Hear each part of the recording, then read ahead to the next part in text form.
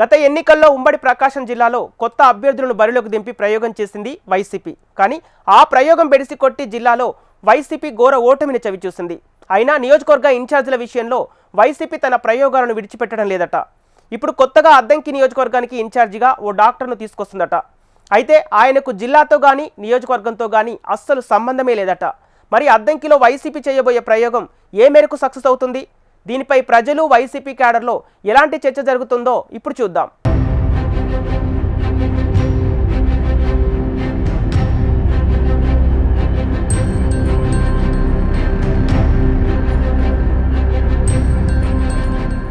ఉమ్మడి ప్రకాశం జిల్లాలో అద్దంకి నియోజకవర్గం అంటే టక్కున గుర్తుకొచ్చేది ఫ్యాక్షన్ రాజకీయం. ఇక్కడ పార్టీల కంటే వర్గాలదే పైచేయి. అయితే ఇప్పుడు ఈ నియోజకవర్గంలో ఫ్యాక్షన్ రాజకీయాలు దాదాపు కనుమరుగయ్యాయి. వర్గ విభేదాలు ఏమాత్రం తగ్గలేదని చెప్పొచ్చు. అద్దంకిలో పార్టీ కంటే వ్యక్తి ఫేస్ వాల్యూతోనే రాజకీయం పూర్తిగా నడుస్తుంది. స్థానిక ఎమ్మెల్యేగా గొట్టిపాటి రవి టీడీపీ తరపున వరుసగా గెలుస్తూ వస్తున్నారు. ప్రస్తుతం విద్యుత్ శాఖ మంత్రిగా ఉన్నారు. కొంత గతానికి వెళ్తే అద్దంకి నియోజకవర్గంలో ఇట్టే గుర్తొచ్చే నాయకుల పేర్లు రెండు. ఒకటి కరణం బలరాం, మరొకరు బాచిన చెంచు గరటయ్య. కాలక్రమంలో అద్దంకి నియోజకవర్గం అంటే గొట్టిపాటి రవి వర్సెస్ కరణం బలరాంగా మారిపోయింది. ఇందుకు కారణం లేకపోలేదు. కరణం, గొట్టిపాటి, బాచిన కుటుంబాల మధ్యనే ఎక్కువ రాజకీయం నడిచేది. గతంలో అయితే పెద్ద ముఠా, చిన్న ముఠా అనే రెండు వర్గాలుండేవి. గొట్టిపాటి సౌమ్యం కారణంగా నియోజకవర్గంలో ఫ్యాక్షన్ రాజకీయం పూర్తిగా తుడిచిపెట్టుకుపోయిందనే వాదన కూడా ఉంది. ఇంతలా చరిత్ర ఉన్న అద్దంకి నియోజకవర్గానికి వైసీపీకి మొదట్నుంచి సరైన అభ్యర్థి దొరకడం లేదని రాజకీయ విశ్లేషకుల మాట. వైసీపీ తొలినాళ్లలో గొట్టిపాటి రవికుమార్ ఆ పార్టీ ఎమ్మెల్యేగా గెలిచారు. గొట్టిపాటి పార్టీ మారిన తర్వాత వైసీపీకి అదే చివరి గెలుపయింది.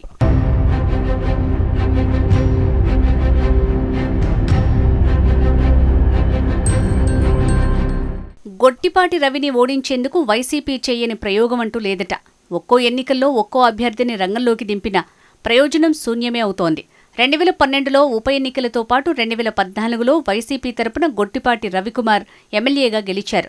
ఆ తర్వాత 2019లో బాచిన కృష్ణ చైతన్యను రేసులో ఉంచిన వైసీపీకి పరాభవం తప్పలేదు.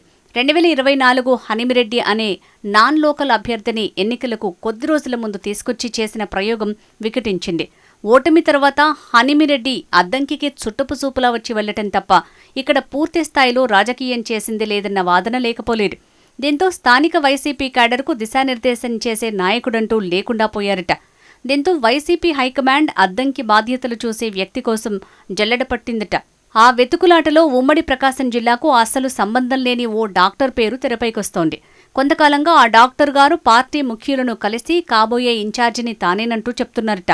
దీంతో నియోజకవర్గంతో సంబంధం లేని వ్యక్తికి పగ్గాలు అప్పగిస్తే పార్టీ బలోపేతమవుతుందా అని వైసీపీ కార్యకర్తలు గుసగుసలాడుతున్నారట.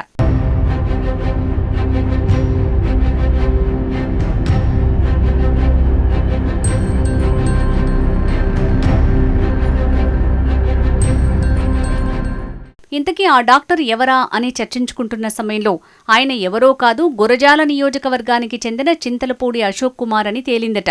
ఆయన డాక్టర్ కావటం, పల్నాడు జిల్లా పిడుగురాళ్లతో పాటు హైదరాబాదులోనూ సొంత ఆసుపత్రులు ఉండటమే కాక మంచి క్యాష్ పార్టీ అని కూడా చెప్తున్నారు. ఈ డాక్టర్ గారు గురజాల నియోజకవర్గంలో జనసేన పార్టీ తరపున ఎమ్మెల్యేగా పోటీ చేయాలనుకుని విఫలమై వైసీపీ కండువా కప్పుకున్నారట.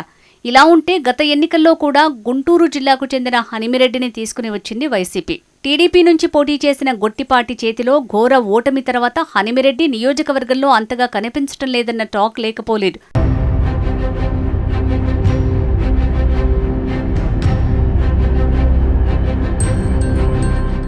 ఇప్పుడు 2029 ఎన్నికలకు మరోసారి గుంటూరు జిల్లాలో భాగమైన పల్నాడు ప్రాంతానికి చెందిన డాక్టర్కు అద్దంకి వైసీపీ బాధ్యతలు అప్పగించనున్నారన్న చర్చ జోరందుకుంది. ఇంతకీ ఈ డాక్టర్ గారిని అద్దంకికి పంపడంలో ముఖ్య పాత్ర వహించిన ఆ నాయకుడెవరన్నది ఆసక్తికరంగా మారింది. ఈ డాక్టర్ అశోక్ కుమార్కే అద్దంకి బాధ్యతలు అప్పగిస్తే 2029 ఎన్నికల్లో ఎమ్మెల్యే టికెట్ కూడా కేటాయించే అవకాశాలు లేకపోలేదు.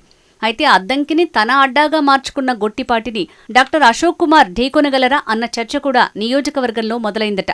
అంతేకాకుండా నాన్ లోకల్ అభ్యర్థికి లోకల్ క్యాడర్ ఎంతవరకు సపోర్ట్ చేస్తారన్న అనుమానాలు కూడా ఉన్నాయట. అద్దంకిలో వరుస ఓటముల తర్వాతైనా వైసీపీ అధిష్టానం పార్టీ బలోపేతం కోసం సరైన నిర్ణయం తీసుకోవాలన్న గుసగుసలు వినిపిస్తున్నాయి. వైసీపీ చేస్తున్న మరో ప్రయోగం ఎంతవరకు సక్సెస్ అవుతుందో చూడాలి.